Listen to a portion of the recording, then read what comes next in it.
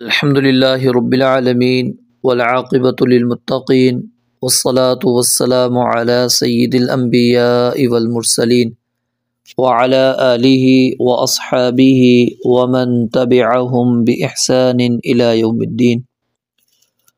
وعن سعد بن ابی وقاص رضی اللہ تعالی عنہ ان رسول اللہ صلی اللہ علیہ وآلہ وسلم کان یتعوذ بہن دبر کل صلاۃ اللہم انی اعوذ بک من البخل واعوذ بک من الجبن واعوذ بک من ان ارد الی ارذل العمر واعوذ بک من فتنۃ الدنیا واعوذ بک من عذاب القبر۔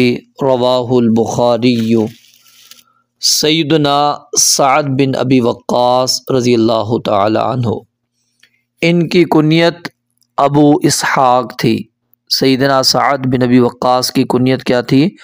ابو اسحاق، اور ان کے والد کا نام تھا مالک، یعنی سعد بن مالک۔ قریش سے تعلق رکھنے کی وجہ سے ان کو قرشی کہا جاتا ہے۔ اسلام قبول کرنے والوں میں 5واں نمبر یا بعض کے بقول 7واں نمبر ہے، اور ان کا شمار خوش نصیب افراد کے اندر ہوتا ہے، وہ 10 افراد جن کو نبی مکرم علیہ السلام نے دنیا کی ہی زندگی میں جنت کی خوشخبری اور بشارت دے دی تھی، ان میں ان کا شمار ہوتا ہے عشرہ مبشرہ میں۔ تو اللہ کی راہ میں تیر اندازی کرنے والے یہ پہلے شخص ہیں، یعنی سب سے پہلے جو تیر چلایا انہوں نے چلایا۔ تمام غزوات کے اندر شریک رہے، فاتح عراق ہیں، مستجاب الدعوات ہیں، اور مدینہ سے 10 میل دور واقع ایک جگہ ہے عقیق، وہاں پر انہوں نے وفات پائی، اور ان کی جو میت ہے وہ مدینہ منورہ میں لائی گئی اور جنت البقیع میں ان کو دفن کیا گیا۔ 55 ہجری میں ان کی وفات ہوئی ہے۔ تو سیدنا سعد بن ابی وقاص رضی اللہ تعالی عنہ سے روایت ہے، بیان فرماتے ہیں ان رسول اللہ، بے شک نبی مکرم علیہ السلام کانا تھے، یتعوذ پناہ مانگا کرتے، بہن ان کلمات کے ساتھ۔ اب جو ہنہ کی ضمیر ہے یہ لفظ اور رتبہ دونوں اعتبار سے کیا ہے؟ مقدم ہے، کیونکہ اس کا جو مرجع ہے وہ کیا ہے؟ متاخر ہے، لیکن معنی بالکل واضح ہے، اس لیے اس میں کوئی حرج نہیں ہے۔ کان یتعوذ بہن، تھے نبی مکرم علیہ السلام پناہ مانگا کرتے ان کلمات کے ساتھ، دبر کل صلاۃ، ہر نماز کے بعد۔ دبر اصل میں اس لفظ کے 2 معنی ہم کر سکتے ہیں، یعنی یہ 2 معنی کا احتمال رکھتا ہے، ایک نماز کے بعد، اور نمبر 2 نماز کا آخر، یعنی کسی بھی چیز کا جو آخر ہے اس کو کیا کہتے ہیں؟ دبر کہتے ہیں۔ تو نماز کا بالکل اینڈ جو آپ تشہد کے اندر بیٹھے ہیں وہ مراد ہو سکتا ہے، یا اسی طرح نماز کے بعد۔ تو اس کے اندر اس طرح اس کے اندر یعنی سمجھانے کی کوشش کی ہے شیخ محمد بن صالح العثیمین رحمۃ اللہ علیہ نے، کہ اگر تو دبر الصلاۃ کا جو لفظ ہے اس کا تعلق اذکار کے ساتھ ہے، یعنی اس کے اندر جہاں پر یہ لفظ ذکر ہوا اور اس کے بعد ذکر موجود ہے، جیسے آپ نے پچھلی حدیث پڑھی تھی لا الہ الا اللہ وحدہ لا شریک لہ، اب وہاں پر کیا تھا؟ وہ ذکر ہے، یہ لا الہ الا اللہ۔ تو کہتے ہیں جہاں پر دبر الصلاۃ کے الفاظ ہوں اور اس سے مراد کیا ہو؟ اذکار، اس سے مراد کیا ہو؟ اذکار ہو، تو پھر ہم وہاں پر ما بعد الصلاۃ مراد لیں گے، یعنی اس کو ہم نے نماز کے بعد پڑھنا ہے۔ اور لفظ اگر دبر الصلاۃ استعمال ہوا ہے دعا کے لیے تو اس سے مراد کیا ہوگا؟ نماز کا آخر۔ اس کی دلیل انہوں نے پیش کی ہے قرآن کریم کی جو آیت ہے وہ کیا ہے؟ فَإِذَا قَضَيْتُمُ الصَّلَاةَ فَاذْكُرُوا اللَّهَ، کہ جب تم نماز مکمل کر لو، نماز پوری کر لو، تو فَاذْكُرُوا اللَّهَ، پھر تم اللہ تعالیٰ کا ذکر کرو۔ کہتے ہیں کہ ذکر اس کا تعلق کیا ہے؟ نماز کے بعد ہے، اور دعا کا جو محل ہے وہ کیا ہے؟ وہ تشہد کی حالت ہے، جیسا کہ نبی علیہ الصلوۃ والسلام نے فرمایا کہ لیتخیر من الدعاء ما شاء، جو وہ دعا میں سے چاہتا ہے وہ پڑھے۔ تو یعنی کہ یہ فرق وہ بیان کرتے ہیں، کیونکہ دبر کا جو لفظ ہے اس کے دونوں معنی ہو سکتے ہیں، نماز کے بعد یا نماز کا آخر ہے، ٹھیک ہے۔ تو اگر دبر الصلاۃ کے الفاظ حدیث کے اندر آئے اور اس کے بعد ذکر موجود ہے، اس کے بعد کیا ہے، اذکار میں سے ذکر آ گیا ہے، تو پھر اس کو ہم نماز کے بعد پڑھیں گے، ما بعد الصلاۃ، ٹھیک ہے۔ اگر اس کے بعد مذکور کیا ہے، دعا ہے، مثال کے طور پر ایک اور مثال کے ذریعے سے میں آپ کو سمجھا دیتا ہوں، جس طرح کہ سیدنا معاذ بن جبل رضی اللہ تعالیٰ عنہ کو نبی مکرم علیہ الصلوۃ والسلام نے کیا فرمایا تھا کہ تم نماز کے بعد، یعنی ادھر بھی الفاظ کیا ہیں، دبر الصلاۃ، غور کرنا ہے یہاں پر آپ نے، الفاظ کیا ہیں، لا تدعن ان تقول دبر کل صلاۃ اللہم اعنی علی ذکرک، ٹھیک ہے۔ یہ جو الفاظ ہیں کہ آپ ان الفاظ کو کبھی بھی نہ چھوڑنا نماز کے آخر میں۔ تو یہ کیا ہے، علماء کہتے ہیں اس کا تعلق قبل السلام ہو جائے گا، کیوں؟ کیونکہ اس کے اندر کیا ہے، آپ اللہ تعالیٰ سے مدد مانگ رہے ہیں، اللہم اعنی علی ذکرک و شکرک و حسن عبادتک، آپ اللہ سے مدد مانگ رہے ہیں، دعا کر رہے ہیں، تو کہتے ہیں اس کا تعلق کس کے ساتھ ہوگا، نماز کے ساتھ۔ اور جو ہے کہ آپ نے تسبیحات پڑھنی ہے، حمد و ثنا بیان کرنی، یعنی سبحان اللہ پڑھنا، الحمدللہ، اللہ اکبر، یہ بعد الصلاۃ ہے، کیوں؟ کیونکہ وہ ذکر ہے، یہ کیا ہے، ذکر ہے۔ تو یہ فرق آپ کو یقیناً سمجھ میں آ گیا ہوگا۔ یہ امام محمد بن صالح، شیخ محمد بن صالح العثیمین رحمۃ اللہ علیہ، انہوں نے یہ فرق بیان کیا ہے، کیونکہ وہ کہتے ہیں دعا کا جو محل ہے وہ نماز ہے، اور اذکار کا جو محل ہے وہ نماز کے بعد ہے۔ تو اس لیے ہمیں دبر الصلاۃ کے یعنی کہ مفہوم کو متعین کرنے کے اندر اس چیز کو ہمیں دیکھنا ہوگا کہ یہ جو دبر الصلاۃ کے الفاظ آئے ہیں، اس کا تعلق اذکار کے ساتھ مل رہا ہے یا دعا کے ساتھ ہے۔ اگر اذکار کے ساتھ ہے تو ما بعد الصلاۃ، اگر اس کا تعلق دعا کے ساتھ ہے تو پھر آخر الصلاۃ ہے۔ تو یہ اس وجہ سے علماء اس دعا کو جو ابھی ہم پڑھ رہے ہیں یہ حدیث، اس کے اندر دونوں احتمال کیونکہ موجود ہے نا، نماز کے آخر میں اور نماز کے بعد، تو دونوں جگہ پر پھر علماء اس کو بیان کر دیتے ہیں کہ آپ اس کو نماز کے آخر میں بھی پڑھ سکتے ہیں، اور اسی طرح اگر آپ نماز کے بعد پڑھنا چاہیں تو نماز کے بعد بھی پڑھ سکتے ہیں، دونوں یعنی کہ وہ اس کے اندر لے لیتے ہیں۔ کان یتعوذ بہن دبر کل صلاۃ، تھے نبی مکرم علیہ الصلوۃ والسلام ہر نماز کے بعد ان کلمات کے ذریعے سے اللہ تعالیٰ کی کیا ہے، پناہ مانگا کرتے تھے۔ اور وہ کلمات کیا ہیں، یہ ہیں 5 چیزوں سے، یعنی اس کے اندر پناہ مانگی جائے گی، ذرا غور کریں۔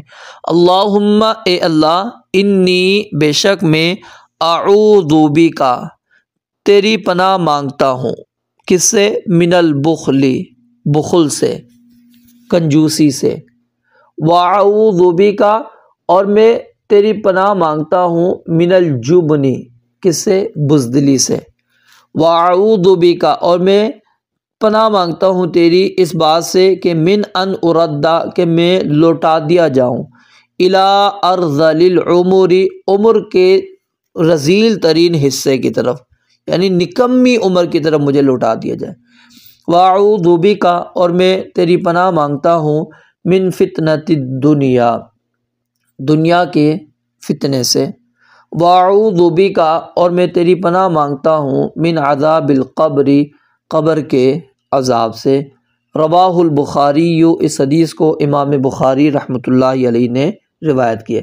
اب اس دعا کے اندر 5 چیزوں سے نبی مکرم علیہ الصلوۃ والسلام پناہ طلب کر رہے ہیں: بخل، جبن، ارذل العمر، فتنۃ الدنیا، عذاب القبر۔ بخل اور جو جبن ہے، یہ دونوں کے دونوں شح نفس کا نام ہے، یعنی بخیلی جس کو ہم کہتے ہیں نا، ان دونوں کا تعلق کیا ہے، بخیلی کے ساتھ ہے۔ فرق یہ کرتے ہیں کہ البخل کا جو لفظ ہے یہ مال خرچ کرنے کے معاملے میں استعمال ہوتا ہے، ٹھیک ہے، یعنی مال کے اوپر یہ لفظ استعمال ہوگا کہ مال آپ نہیں خرچ کر رہے، اور جبن کا لفظ یہ اپنی جان کو آپ خرچ نہیں کر رہے۔ تو البخل یہ کیا ہے؟ یعنی مال کو اپنے محل پر خرچ کرنے سے روکنے کو کہتے ہیں۔